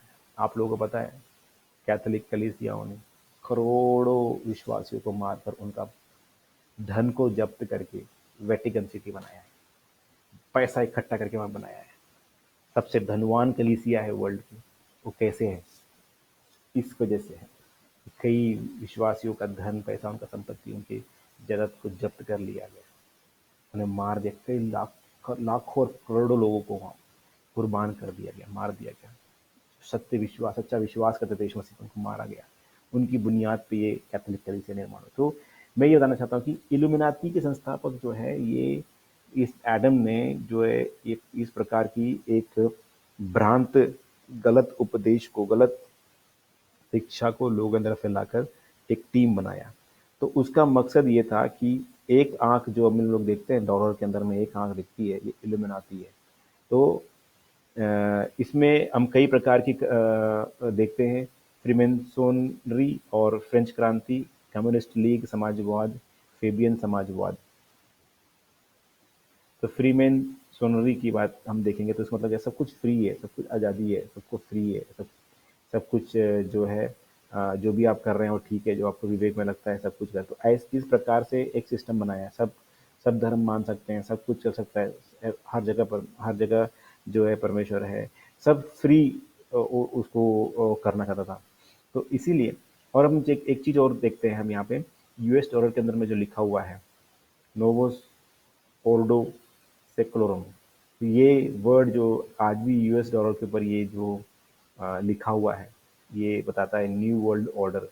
जो उन्होंने अमेरिका से एक बात ये विश्वास करते हैं लोग कि पूरी दुनिया में हम राज करेंगे, हमारा वर्ल्ड, हमारा हमारा हमारा ऑर्डर वहाँ पे दुनिया में चलेगा। और वही आजकल हो रहा है। जब जब दुनिया में यूएस ऑर्डर करता है तो हमको सब लोगों को मानना पड़ता है। फिर आगे हम देखेंगे ये जो शख्स है, हेनरी किंसगर्ड, तो बहुतों को पता होगा, ये one of the best advocate है। ये वन वर्ल्ड के लिए जो है ना एडवोकेसी कर रहा है। अभी वो जीवित नहीं है। तो वन वर्ल्ड यानी पूरी दुनिया को एक करने की जो है क़यामत है, एक सोच है। तो ये उसका एडवोकेसी कर रहा है और ये कहता है कि बहुत जल्द जो है इवन सारे समस्याओं का, सारी परेशानियों का हल अगर हमको निकालना है, वित्तीय संकट और जितने प्रकार की करेंसी प्रॉब्लम्स आ रही हैं, वर्ल्ड प्रॉब्लम्स आ रही हैं, इन सबको अगर एक करना है तो हमें वन वर्ल्ड की ओर जाना पड़ेगा। फिर मिस्टर डेविड है, तो ये एक बंदा है जो एक और परिवर्तन हो लाना चाहता है कि हमें, ये बात कहता है कि हमें बस ज़रूरत है सही संकट की और राष्ट्र न्यू वर्ल्ड ऑर्डर को स्वीकार करे। न्यू वर्ल्ड ऑर्डर यानी ये new age moment, new world order, और ये सब दिखाता है वन वर्ल्ड सिस्टम, सारी दुनिया को एक सिस्टम में पिरोने का एक तरीका है। कुछ लोग सभी इसमें मानते हैं और कुछ उसके खिलाफ में है। अंतर्राष्ट्रीय लेवल पे बात चल रही है, कोई लोग स्वीकृत कर रहे हैं उसको, इकट्ठा हो रहे हैं और ये सबको। तो लोग जो है खुलकर इस चीज़ के सामने आ रहे हैं और सब लोग एग्री भी कर रहे हैं, सब लोग एक्सेप्ट कर रहे हैं। तो one world government, one world economic system, one world religion and one world leader. एक एक विश्व सरकार, एक विश्व आर्थिक प्रणाली, एक विश्व धर्म और एक विश्व अगुआ। वन की ओर सब लोग जा रहे हैं, वन वर्ल्ड ऑर्डर, ताकि एक सिस्टम की ओर सब लोग जाकर एक सिस्टम को एक्सेप्ट करें। आप इस चित्र को देखिए, एक एक सिस्टम को वो लोग सेटअप करना चाहते हैं। अभी ये अगर नहीं है तो इसके पीछे इसने अपने अनुयायियों को रखा है। तो इनके सिस्टम को फॉलो करने के लिए लोग अभी खड़े हैं, तैयारी कर रहे हैं।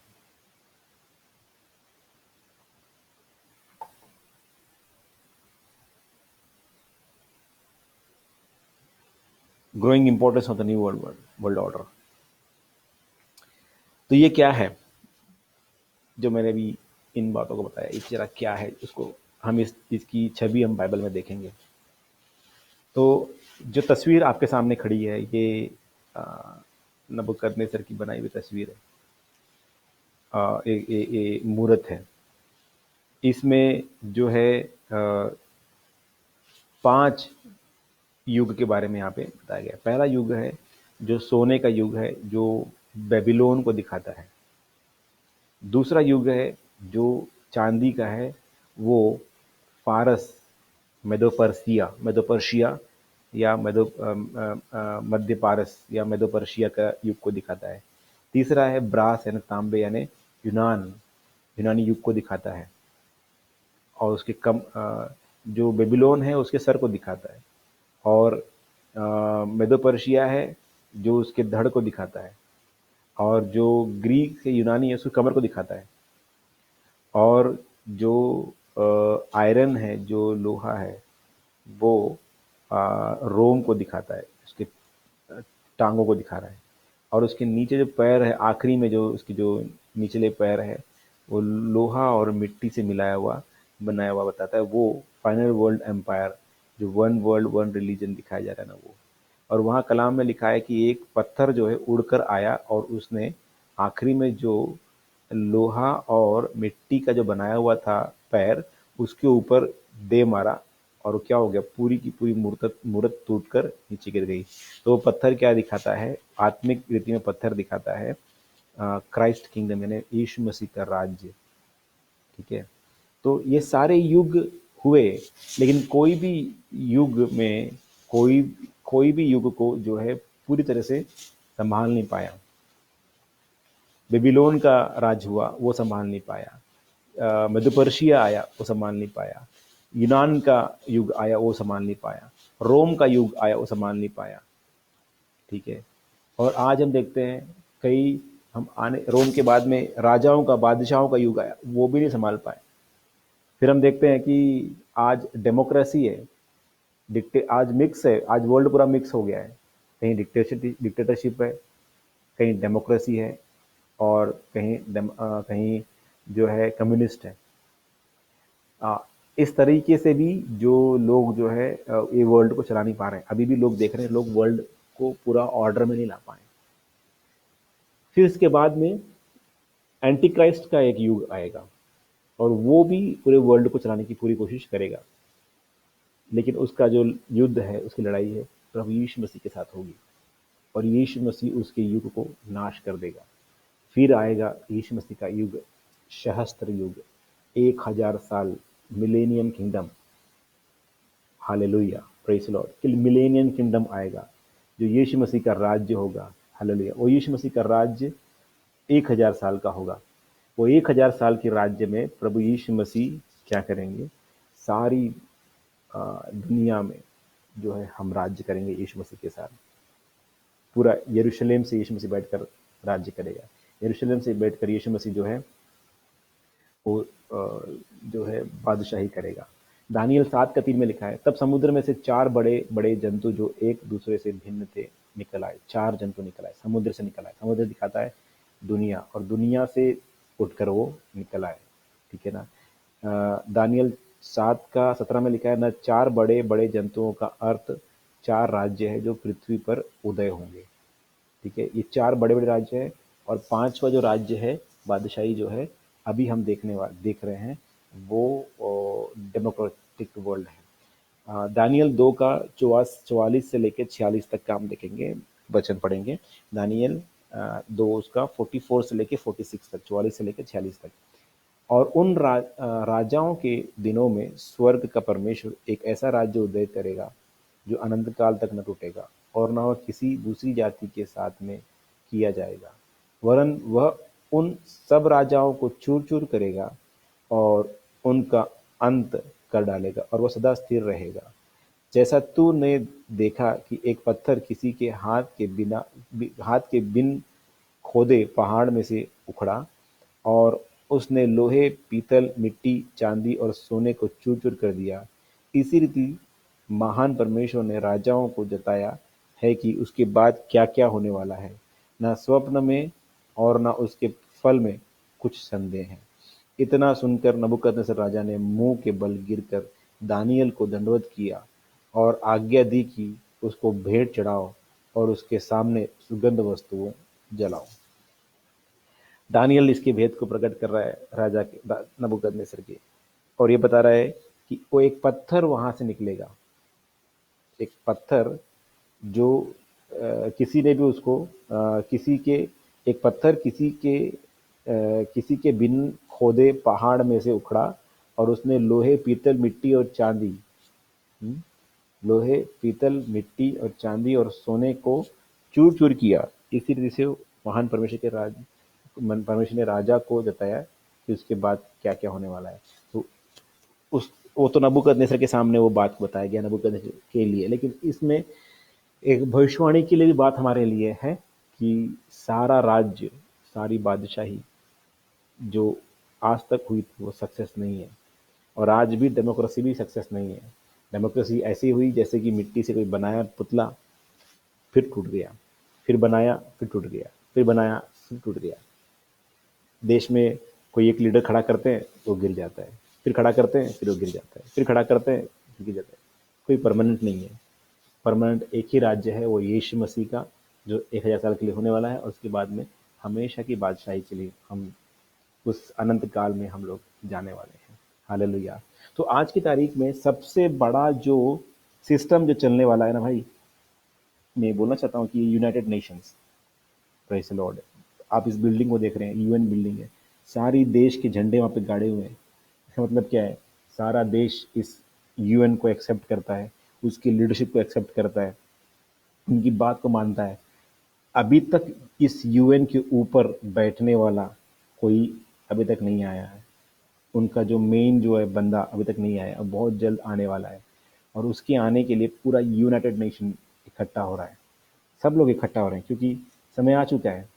और यह भजन संहिता उसका दूसरा अध्याय, उसका 2 से लेकर 6 तक हम पढ़ेंगे। दूसरा भजन भजन संहिता दूसरा अध्याय 2 से लेकर 6 तक। यहोवा के और उसके अभिषिक्त के विरुद्ध पृथ्वी के राजा मिलकर और हाकिम आपस में सम्मति करके कहते हैं कि आओ हम उसके बंधन तोड़ डालें और उसकी रस्सियां उनके ऊपर से उतार फेंकें।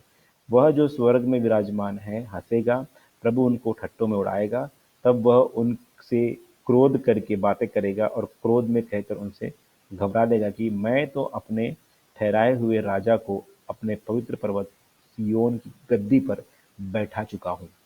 Praise the Lord. इस भविष्यवाणी के वचन को हम लोग अलग अलग तरीके से करते हैं प्रचार, लेकिन मैं इसको बताना चाहता हूँ कि ये एक भविष्यवाणी का वचन हमारे लिए और आपके लिए है कि ये इस पृथ्वी के अभिषिक्त जो इस पृथ्वी के जो राजा और हाकिम लोग हैं मिलकर अभिषिक्त के विरुद्ध पृथ्वी के राजा लोग क्या कर रहे हैं? एक सम्मति कर रहे हैं। किसकी अभिषिक्त? यानी अभिषिक्त इस वचन के अनुसार दिखाता है, अभिषिक्त यानी यीशु मसीह के खिलाफ। आओ उसके बंधन को तोड़ डालें, रस्सियों को उसके ऊपर से उतार फेंके। तो परमेश्वर स्वर्ग से बैठकर हंस रहा है, ठट्टा उड़ा रहा है। परमेश्वर एक क्रोध से बात कहता है कि मैंने मेरा नियुक्त किया हुआ समय पक्का कर लिया है, और सियोन पे राजगद्दी पे बैठने के लिए मैंने प्रभु यीशु मसीह को चुन लिया है। Praise the Lord. यीशु मसीह यूएन में नहीं बैठेगा आके। यीशु मसीह अपने सिंहासन पर, दाऊद की गद्दी पर, इज़राइल पर बैठकर पूरी दुनिया में राज करेगा। और हम जो कलीसिया हैं, दुल्हन है, उसकी बादशाही में एक एक राजा बनकर, राजाओं का राजा कहलाएगा यीशु मसीह। राजा कौन है? हम राजा हैं। क्योंकि पहला पतरस की खत में हम पहले पतरस के खत में हम देखते हैं तो पतरस क्या कहता है? पहला पतरस उसका दूसरा अध्याय उसका 9 वचन कहता है। पहला पतरस 2 का 9 में कहता है, परंतु तुम एक चुना हुआ वंश, राज पदधारी, याजकों का समाज, पवित्र लोग और परमेश्वर की निज प्रजा हो, इसलिए कि जिसने तुम्हें अंधकार में से अपनी अद्भुत ज्योति में बुलाया है उसके गुण प्रकट करो। वहां लिखा है राज पदधारी, चुना हुआ वंश, राज पदधारी, याजकों का समाज, पवित्र लोग और परमेश्वर की निज प्रजा। राज पदधारी यानी हम राजाओं के, हम राजा हैं, हम बादशाह हैं। हमें प्रभु यीशु मसीह ने चुना। प्रकाशित वाक्य हम लोग में हम जब पहले अध्याय में हम लोग देखते हैं, उससे पहले अध्याय में देखते हैं कि यीशु मसीह ने कहा, प्रकाशित वाक्य मुकाशिफा 1 का 6 में लिखा है, और हमें एक राज्य और अपने पिता परमेश्वर के लिए याजक भी बना दिया, उसकी महिमा और पराक्रम युगानुग रहे, आमीन। तो वहाँ पे लिखा है हिंदी में राज्य, लेकिन वहाँ पे होना चाहिए राजा। उसने हमें एक राजा और पिता परमेश्वर के लिए एक याजक बनाया है। Praise the Lord. उसने हमें एक याजक बनाया, एक राजा बनाया है, ताकि हम उसके साथ बैठकर क्या करें, राज्य करें। तो मेरे अजीजों, अभी सारे संघ, सारे यूनियन यूनाइटेड होने जा रहे हैं और सब लोग एक तरफ से एक ऑर्गेनाइजेशन बनकर, जैसे हम यूरोपियन यूनियन में देखते हैं, अभी यूरोपियन यूनियन हो रहा है, सारा यूरोप कंट्री एक होने वाला है, क्योंकि एक करेंसी हो जाएगा वहाँ पे, एक करेंसी, क्योंकि अभी अलग अलग करेंसी से लोग चल नहीं पा रहे हैं, एक करेंसी की ओर जा रहे हैं। यूरोपियन संघ का उदय अंतिम रोम साम्राज्य का पुनर्निर्माण बताता है, ये भविष्यवाणी बताता है कि यूरोपियन संगठना रोम संघ को पुनर्जीवित करना है। तो यूरोपियन यूनियन वापस उसको संघर्षित किया जा रहा है, ठीक है। दानियल 7 उसका 7 और 24 में ऐसा लिखा है, फिर उसके बाद मैंने स्वप्न में दृष्टि की और देखा कि एक चौथा जंतु जो है, जो भयंकर और डरावना और बहुत सामर्थी है, और उसके बड़े बड़े लोहे के दांत हैं, वह सब कुछ खा डालता है और चूर चूर कर देता है, और जो बच जाता है उसे पैरों से रौंद देता है, और वह सब पहले जंतु से भिन्न है, और उसके 10 सिंग हैं। 10 सिंग का मतलब बताता है, ये जो 10 सिंग जो है, ये पूरे वर्ल्ड पे जो है बादशाही करना दिखाता है। और उस 10 सिंगों का अर्थ यह है कि उस 10 राज्य में 10 राज्य के 10 राजा उठेंगे, और उसके बाद उन पहलों से भिन्न एक और राज्य उठेगा जो 3 राजाओं को गिरा देगा।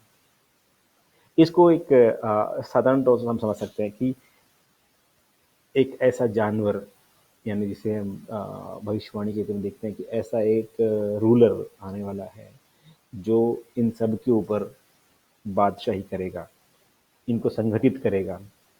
अमेरिकन कंटिनेंट्स हो, यूरोपियन हो, सारे वर्ल्ड को क्या करेगा, वो संगठित करेगा, और जो है बाकी सारी राज्यत्व को वो गिरा देगा, तबाह कर देगा, ठीक है।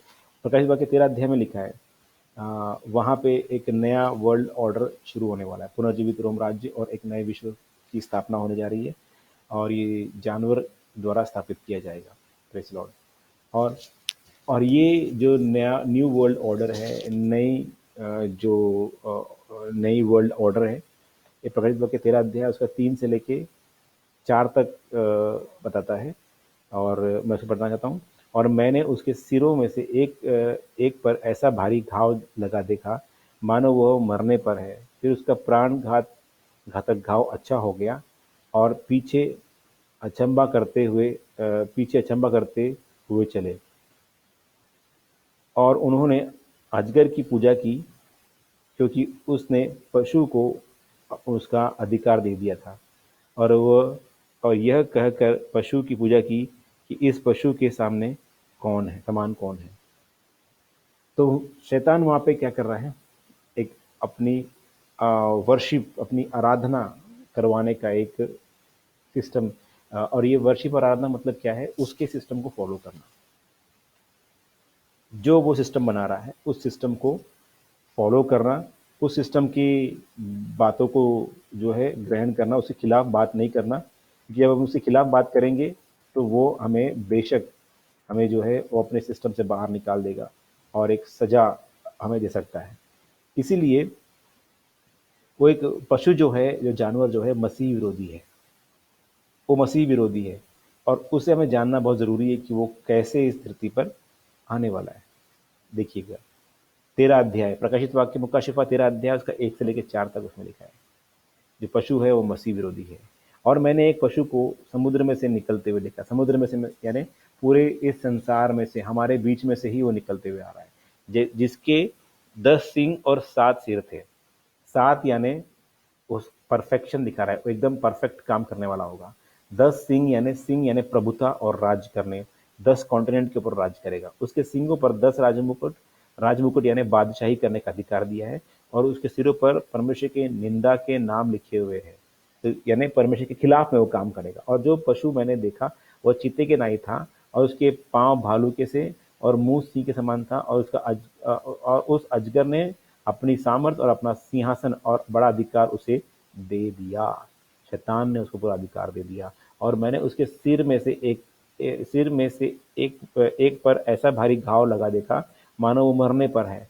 फिर उसका प्राण घातक घाव अच्छा हो गया, और सारी पृथ्वी के लोग उस पशु के पीछे पीछे अचंभा करते हुए चले और उन्होंने अजगर की पूजा की, क्योंकि उसने पशु को अपना अधिकार दे दिया था और यह कहकर के पशु की पूजा की कि इस पशु के सामने कौन है। तो यानी ये एंटी क्राइस्ट या मसीह विरोधी के आने का पूरा है, उसको अधिकार दिया जा रहा है, सिस्टम दिया जा रहा है, लोग उसके अधीन में आ रहे हैं, लोग उसकी बात मान रहे हैं और ये उसका काम जो है आज वो चला रहा है। Praise the Lord. तो नई अंतर्राष्ट्रीय सारा सिस्टम बन रहा है, ठीक है, हेल्थ सिस्टम बन रहा है और आर्मी का सिस्टम बन रहा है, आर्थिक सिस्टम बन रहा है, ओके, और लॉ का सिस्टम बन रहा है। One one world, one court, one law भी होगा। वर्ल्ड बैंक है, आईएमएफ है, और कई प्रकार के ऐसे मॉनेटरी सिस्टम्स है जो सब सिस्टमैटिकली तैयार हो रहे हैं।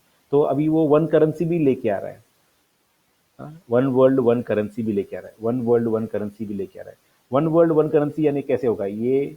डिजिटल वर्ल्ड से तैयार हो रहा है, डिजिटल वर्ल्ड से, डिजिटल वर्ल्ड से मेरे चीज़ों।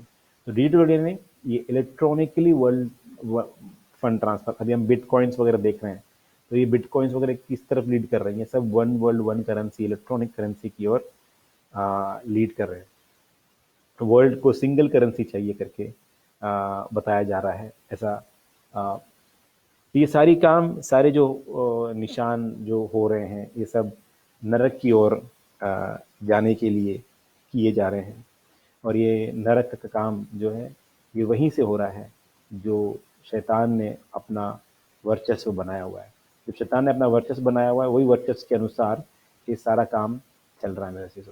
और ये वर्चस्व है वन वर्ल्ड वन रिलीजन, एक विश्व धर्म। तो आज क्या किया जा रहा है? डॉक्यूमेंट साइन किया गया है, human fraternity of world peace and living together. तो ऐसा एक डॉक्यूमेंटेशन जो है पोप साहब ने साइन किया है और उसके अनुसार ये कहता है कि हम वन वर्ल्ड वन रिलीजन बनने जा रहे हैं, आपस में सहमति करके। फ्रेटर्निटी यानी मनुष्य की बेहतरी के लिए, उसकी अच्छाई के लिए एक काम किया है। लेकिन इसके पीछे का जड़ जो है, उसका रूट क्या है? जैसे हम लोग, हमारे इंडिया में हम लोग कहते हैं वासुदेव कुटुंबकम, the one world is one family, ठीक है। और ये सब कुछ शुरू है, सब धर्म को जो वन इंटीग्रेट करने का सिस्टम शुरू है, फिर से जो है बाबेल का घुम्मट, बाबुल का भेद जो है पूरी संसार के धर्म को वापस क्या कर रहे हैं? एक एक धागे में पिरोया जा रहा है। To capture all the religion in one system, oneness, ताकि क्या हो जाए? सब लोग एक ही सिस्टम के अनुसार चलाए जाए। मेरे अजीजों, हम इन बात को आज समझना है। मैं यहाँ तक इसे ख़त्म करूँगा। अगले पार्ट में हम इसको और ले जाएंगे आगे, अगले भाग में हम इसको देखेंगे। लेकिन जब तक हम इस सिस्टम को नहीं समझ पाए, इस शैतान को समझ नहीं पाए, इस जहानों को हम नहीं समझ पाएंगे, इस भेद को हम नहीं समझ पाएंगे, तब तक हम इसके ऊपर जो है जय पाना हमारे लिए मुश्किल है। मैं जानता हूँ कुछ कुछ पॉइंट्स आप लोगों को जो है क्लियर नहीं हो पाया होगा, लेकिन एटलीस्ट आप सीखने की शुरुआत करें, एटलीस्ट आप इसके ऊपर जो है मनन करें, एटलीस्ट आप इसके ऊपर जो है इस भेद को समझने की शुरुआत करें। ये भेद क्या है? ये भेद क्या सिखा रहा है? ये भेद क्या बता रहा है? आइए उस रोकने वाले पवित्र आत्मा को धन्यवाद दें जिसने आप तक को रोक के रखा है। हम प्रार्थना करें, परमेश्वर में बुद्धि दे, अगुवाई करे, शक्ति और सामर्थ्य दे, ताकि हम एक आत्मा में होकर इससे लड़ पाएं। प्रभु जी, हम धन्यवाद करते हैं कि आपने इन वचनों को हमें दिया ताकि हम परमेश्वर अधर्म के इस भेद को समझा पाएं। पिता परमेश्वर, हम जानते हैं कि आपने हमारा उद्धार किया है। हम जानते हैं परमेश्वर कि आपने हमारे लिए क्रूस पर मृत्यु सहा। पिता परमेश्वर, आपने हमारे लिए जो किया है हम उसे ना भूल जाएं परमेश्वर। वो यही चाहता है कि हम उसके आपके किए हुए सारे एहसान और उपकारों को हम भूल जाएं। पिता, हमें वो शक्ति और सामर्थ्य दे कि हम आपके आपके घराने में, हम आपके वचन के द्वारा, आपके वचन के जीवित बीज के द्वारा हम उत्पन्न हुए। हमारा उत्पन्न होना परमेश्वर पिता, आप जानते हैं कि एक योजना के अनुसार ही हुआ है। तो पिता परमेश्वर, हम पर कृपा करें, हम पर दया करें, ताकि परमेश्वर हम आपकी योजना को जाने, आपकी इच्छा को पहचाने और आप जैसे चाहते हैं वैसे हम चलने पाए। परमेश्वर पिता, हम पर कृपा करें, हम पर दया करें, हम पर अनुग्रह अनुग्रह करें। हमें वो परमेश्वर सामर्थ दे जो आप परमेश्वर हमें चाहते हैं कि हम उस सामर्थ को लेकर हम अंधकार से लड़ें और जय पाएँ। प्रभु आपका हम धन्यवाद करते हैं, हम पर अनुग्रह करें। प्रेज़ द लॉर्ड, परमेश्वर के नाम की महिमा हो। धन्यवाद करते हैं परमेश्वर, आप हम पर अनुग्रह का हाथ बढ़ाएँ। सारी प्रार्थना विनती और उद्धार करता यीशु मसीह के नाम से मांगते हैं, सुनो हम सबूल कर। आमीन। Praise the Lord, hallelujah.